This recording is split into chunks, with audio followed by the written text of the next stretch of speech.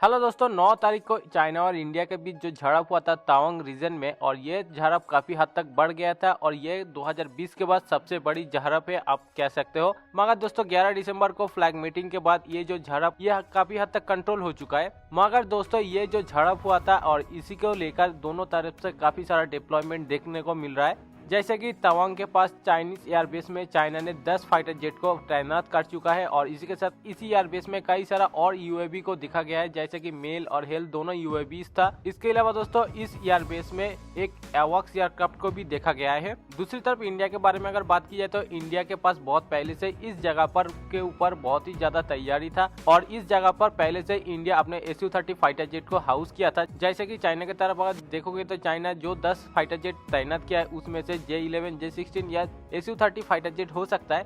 मगर यहाँ पे इंडिया के पास जो SU-30 फाइटर जेट है वो चाइना के तुलना में काफी ज्यादा एडवांस और सुपीरियर है। इसका कारण दोस्तों इन सभी फाइटर जेट को इंडिया ने इजराइल से अपग्रेड किया है और इजराइल वर्तमान समय पे एरियल डॉग फाइट और एयर टू एयर वार के लिए सबसे अच्छा और एक्सपीरियंस कंट्री माना जाता है। दोस्तों कुछ डिफेंस एक्सपर्ट आपको ये बता रहा है 15 और 16 तारीख को इंडिया अपने एक एयर और एयर डिफेंस एक्सरसाइज कर रहा है इसी रीजन के अंदर चाइना को काउंटर करने के लिए। तो दोस्तों आपको एक बात बताना चाहूंगा, यहाँ पे जो एयर एक्सरसाइज हो रहा है ये एक्सरसाइज पहले से ही तय था और सडनली चाइना और इंडिया के बीच जो एस्केलेशन हुआ है और ये एस्केलेशन होने के बाद ये एक्सरसाइज का इम्पोर्टेंट और भी ज्यादा बढ़ चुका है और यहाँ पे ये एक्सरसाइज पहले से ही तय था।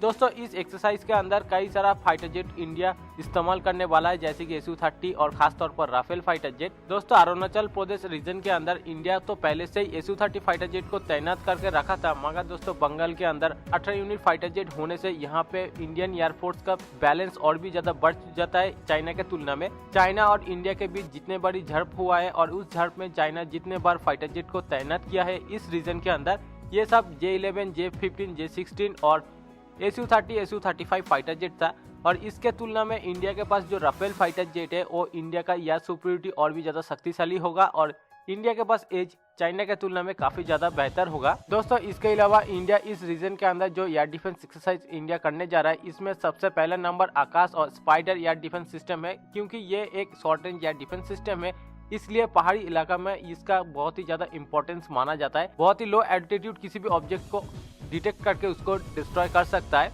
और दूसरी तरफ कई डिफेंस एक्सपर्ट ये भी कह रहा है इंडिया के पास वर्तमान समय पे एक regiment S-400 tramp air defence system operational है, उसको यहाँ पर एक्सरसाइज यहाँ पर कंडक्ट किया जा सकता है। मगर दोस्तों ये कोई ऑफिशियली न्यूज वर्तमान समय पे रिलीज नहीं किया है इसके बारे में। मगर दोस्तों जब 5 के 5 S-400 air defence system operational हो जाएगा इंडियन मिलिट्री के पास, डेफिनेटली यहाँ पर S-400 को भी यहाँ पर तैनात किया जाएगा। इसके अलावा हो सकता है आने वाले फ्यूचर में और भी ज्यादा S-400 एयर डिफेंस सिस्टम को तैनात किया जाए या तो खरीदा जाए रशिया से। तो दोस्तों यहाँ पर अगर देखा जाए तो वर्तमान समय पे 2020 के तुलना में इंडिया के पास एडवांटेज और इंडिया के पास पावर का बैलेंस काफी ज्यादा होगा चाइना के तुलना में। अगर दोस्तों चाइना किसी भी मिस एडवेंचर इंडिया के ऊपर करता है तो डेफिनेटली इसी मिस एडवेंचर को चाइनीज मिलिट्री को बहुत ही ज्यादा नुकसान उठाना पड़ेगा इंडिया के तरफ से।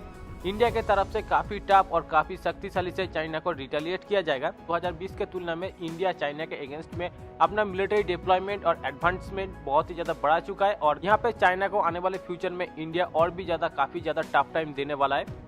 तो दोस्तों ये था कुछ अपडेट वर्तमान समय पे इंडिया और चाइना के बीच। इसके बारे में आप क्या राय रखते हो प्लीज कमेंट करके बताना।